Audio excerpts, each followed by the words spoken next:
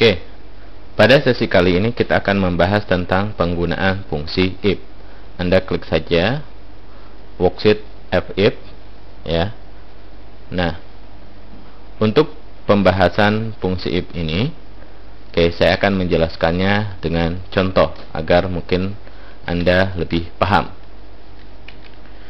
Cara penulisan fungsi if sendiri adalah seperti ini, yaitu ada fungsi if, kemudian kurung buka, ya, logika ekspresinya apa, artinya persyaratannya, kemudian disusul nilai jika benar, jika nilai tersebut memenuhi logikanya, dan bagaimana jika salahnya. Oke, kita langsung saja. Misalkan pada kolom nama barang ini, jika di kolom kode barang ini tertulis A, maka di sini secara otomatis muncul tulisan monitor. Jika B, muncul tulisan printer, dan jika C, muncul tulisan hard disk. Oke, kita langsung saja. Oke, sama dengan, nah, tulis if kurung buka. Sekarang logical testnya apa? Yaitu jika sel C3 ini isinya, ya, berarti sama dengan A. Oke, A besar, dan harus ada tanda kutipnya karena data C3 ini isinya data teks, ya, bukan data number. Kalau data number tidak perlu ada tanda kutip. Oke, kemudian pemisah. Nah, bagaimana sekarang kita masukkan jika isi C3 ini memenuhi kondisi yang telah dituliskan di logical test ini? Maka nilai benarnya adalah di sini monitor. Nah, sekarang bagaimana jika C3 ini tidak memenuhi, ya, nilainya? Berarti apa? Printer. Oke. Nah, untuk kali ini kita hanya dua kondisi dulu, yaitu if-nya. Pilihannya berarti jika A dan selain A. Oke. Klik tombol enter. Nah, jika kita copy ke bawah untuk rumus selanjutnya, maka hasilnya, dan di sini, jika di sini tulisannya A, maka tulis monitor. Jika selain A, maka tulisannya printer. Walaupun di sini bisa C, bisa B, ya. Oke, jadi nanti suatu saat misalkan ini saya ganti menjadi B, maka dia akan mengikuti menjadi printer. Oke, kita akan lagi. Oke. Tuh, tadi contoh penggunaan rumus dengan menggunakan fungsi if. Oke, sekarang kita akan membuat fungsi if dengan 3 kondisi pilihan. Artinya jika A maka monitor, jika B printer, dan jika C maka hard disk. Nah, untuk kali ini berarti setelah if kemudian isi benarnya monitor, kita tulis lagi if. Oke, fungsi if, ya, untuk pengganti nilai salahnya. Kemudian untuk if yang pertama kita hapus dulu ini printernya supaya tidak bingung. Nah, if yang kedua ini sama, logical testnya apa dulu? Berarti di sini C3-nya sama dengan apa? B, ya. B. Nah, jika B, pemisah isinya apa kalau B? Yaitu printer. Nah, sekarang ini kita fokus dulu ke if yang kedua. Ini logical testnya, ini nilai benarnya. Kemudian kita isi nilai salahnya. Oke, yaitu dengan hard disk. Oke, kita tutup. Ini untuk tutup if yang kedua. Sekali lagi untuk menutup if yang pertama. Oke, jadi intinya masih logika ekspresi, nilai benar dan nilai salah. Jadi ini if, logical testnya, ini nilai benarnya, ini nilai salahnya berbentuk if lagi, ya. Oke, sekarang kita enter. Nah, kalau kita copy,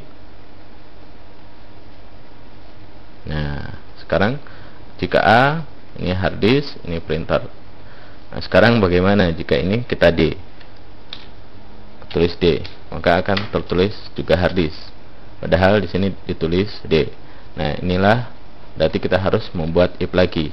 Oleh karena itu nanti ada penggunaan VLOOKUP jika kondisinya lebih banyak dari 3. Oke. Jadi untuk if ini biasanya digunakan untuk pilihan 3 kondisi, atau kalau memang 4 ya Anda juga bisa gunakan. Atau bisa saja misalkan jika ditulis selain A, B dan C, maka tertulisnya adalah spasi atau kosong. Ya, berarti di sini kita coba aja ya. If ini berarti logical testnya apa? Ini ya sama dengan C, maka hard disk. Oke. Sekarang jika bukan selain itu, maka apa? Berarti spasi saja ya, kurung. Oke, seperti ini. Kita coba. Nah, sekarang kita copy ke atas. Nah, hasilnya seperti ini. Jadi jika C, dia akan ada isinya. Oke. Jika D, maka kosong. Oke. Atau jika F, maka kosong. Ya, seperti itu.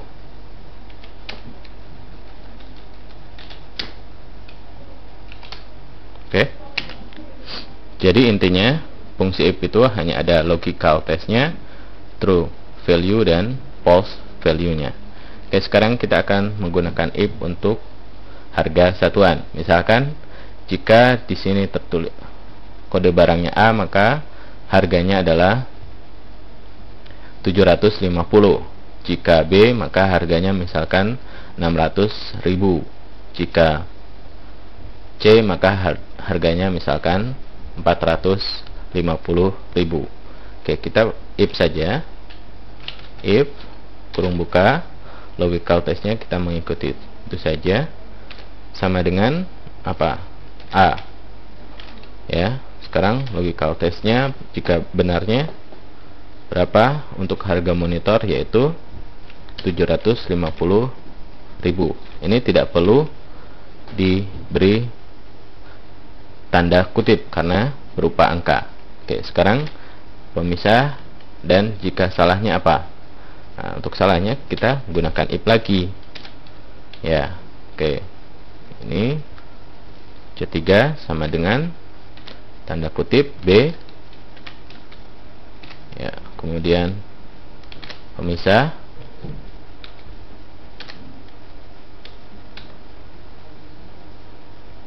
Oke, ini salah, kutipnya harus kutip 2. Pemisah. Jika B, maka harganya adalah 600.000. Oke, kemudian pemisah. Ini menggunakan if lagi. Logical testnya jika ini sama dengan C, maka